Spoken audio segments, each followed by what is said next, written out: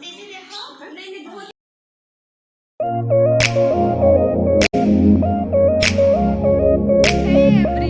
Welcome back to my new vlog. आज है दिवाली, तो सभी को हैप्पी दिवाली। दिन के बज गए हैं 11 और मेरा मॉर्निंग हो चुका है 9 बजे। ये छत साफ कर रहे थे मैं और मेरी दीदी।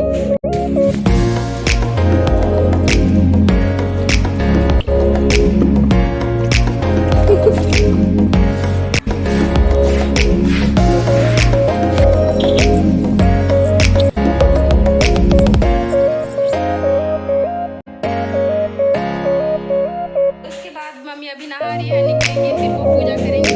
देखते हैं कि धनतेरस में क्या करना